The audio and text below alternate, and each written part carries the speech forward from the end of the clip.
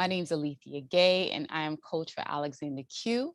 Today's Friday reflection is entitled, What is Not for You? And before we begin, make sure you have your journal, your mat, whatever works for you, even your book of truth. I tend to use scriptures occasionally or something from maybe a wise sage, a guru, and that's what fits the reflection for that day. But it's all about finding your truth, even with the affirmations. If the affirmations don't land in your body the way you need them to, then find affirmations that speak to whatever it is that you are experiencing in your life at that time. So, good morning and happy Friday. Let's get started.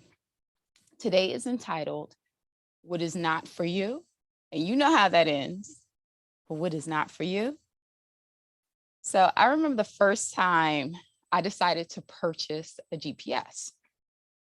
So if you recall, at one point, the GPS it wasn't on the phone, it was a separate unit, right? And previously, prior to that, like everyone else, I was using printed maps. So before I would leave, I would go to Google, look up the directions, print out the map. I would go to Yahoo, look up the directions, print out the map, right?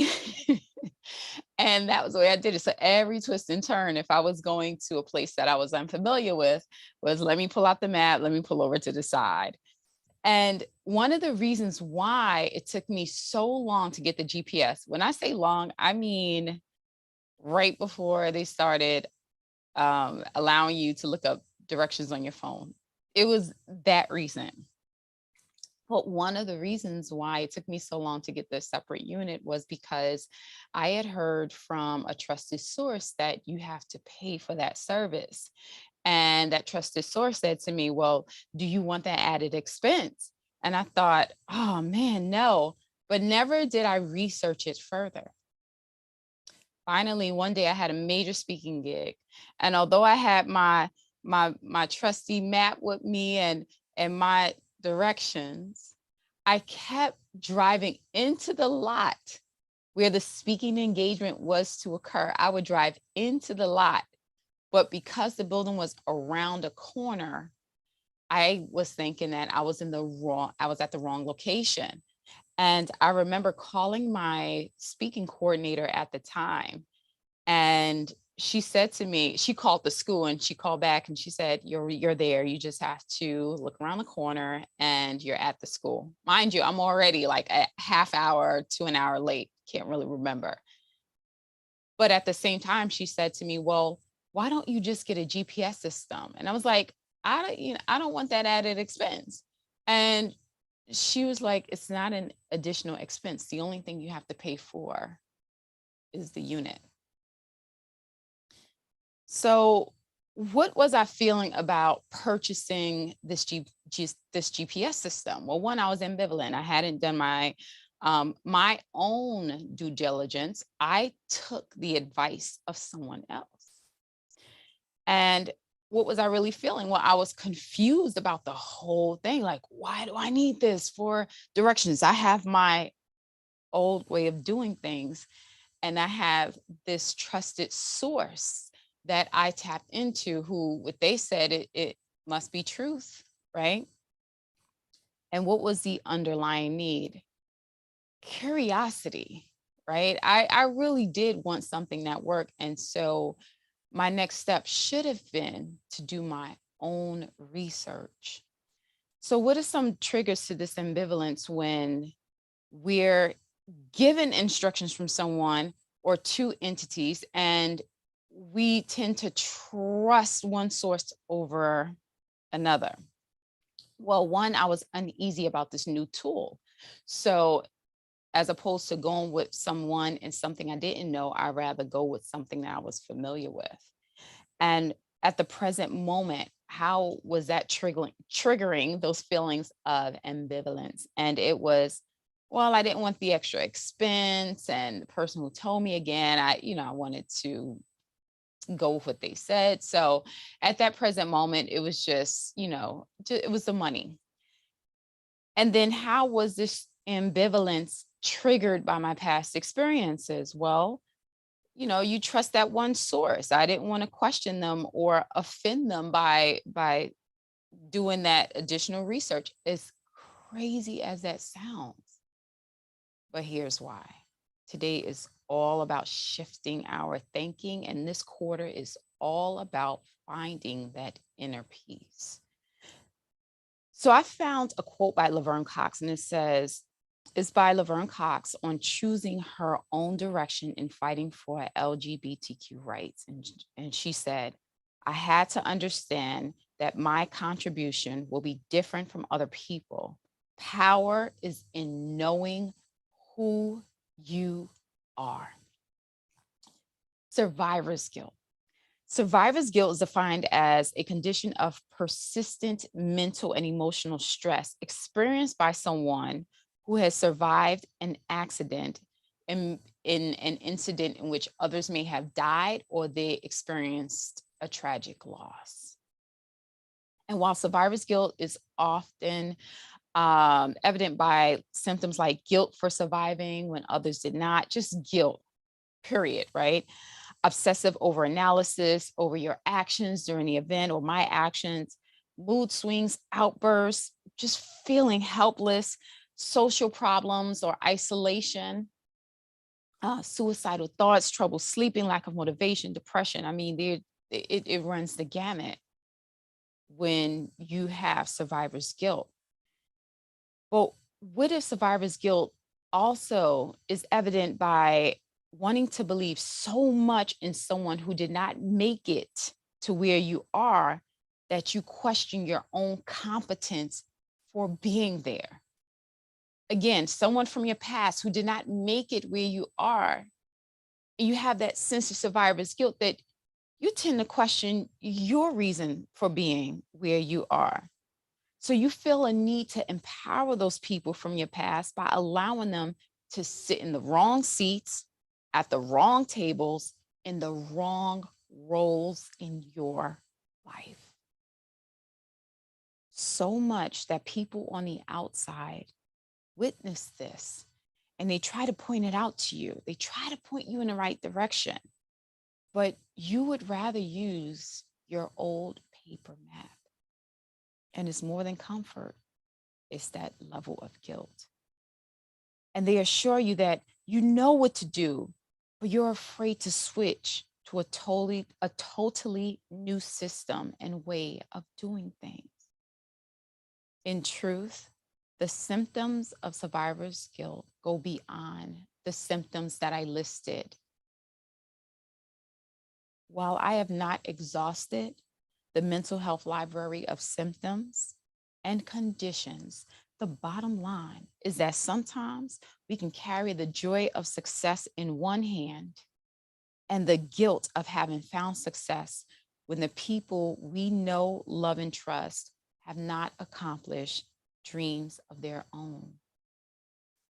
Ellen Hendrickson, PhD, suggests 6 tips for handling survivor's guilt. And I'm just going to mention out the 3 that stood out the most. The first one is ask who is truly responsible for the event. You're not responsible for someone else not accomplishing their dreams. 2, it's not a zero-sum game. You did not get all the success in the world. There's still opportunity out there for them. They need to see it. You may need to also see it yourself. And lastly, take care of yourself. Love on yourself. That feeling of guilt holds you prisoner. Love yourself enough to know that you've done enough and you are enough. So let's go into our reflection period. Again, you can take out a journal. You can go into just sitting in a moment of quiet and stillness. But I want you to think about the times that you silence your voice. simply because you want someone else to have a voice, but maybe they're not ready just yet. And it doesn't have to be where you shut them down and you put them in a place and you let them know what they don't know. It's just that they don't have the knowledge or the skills or the ability to speak into that situation, or maybe holding on to feelings of regret for what others have not accomplished and what you have. So, sitting up tall in a chair, your shoulders away from your ears, your heart is open, your palms can be in the receiving position, palms up. Maybe you choose a certain mudra. I'm going to bring my fingertip, my thumb, and my index finger together. Shoulders away from the ears.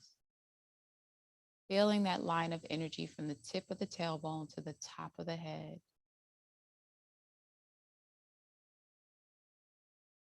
Feeling the seat beneath you. Allowing the earth to support you. And relaxing and knowing that you are fully supported at this time.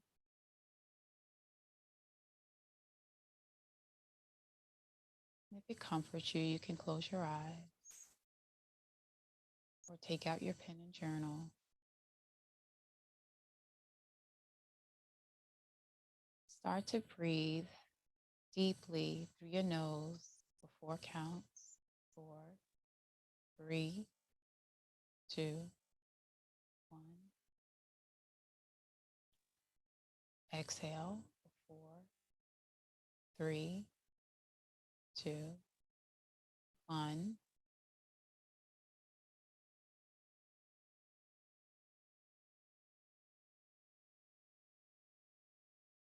Maybe with your next breath, you hold on for 4 seconds.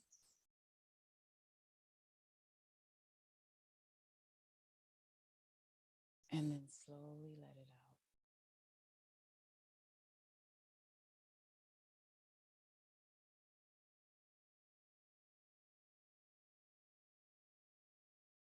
Continue to breathe. Feel the air as it enters your lungs. Touches any areas of tension.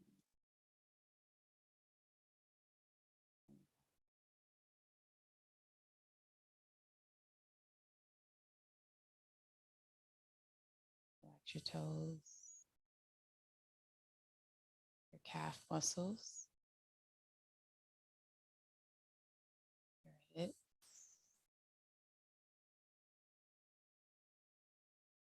your pelvic muscles, your chest, your arms,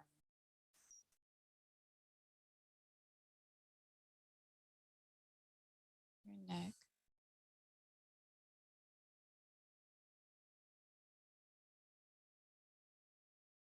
release your tongue from the roof of your mouth. The tension in your forehead.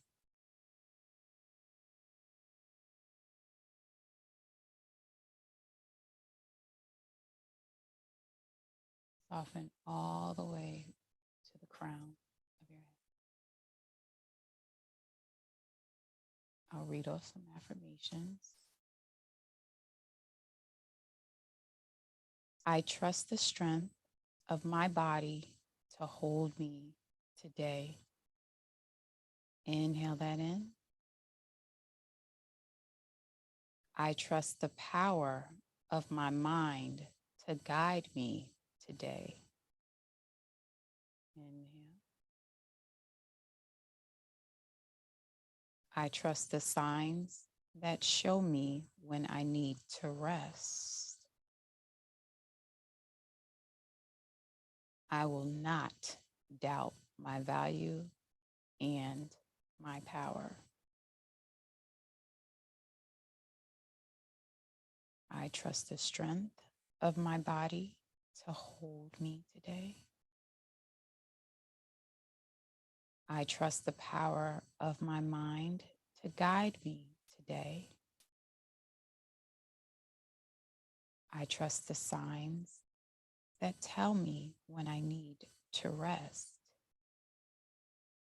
I will not doubt my value and my power. And let's just take a minute in stillness.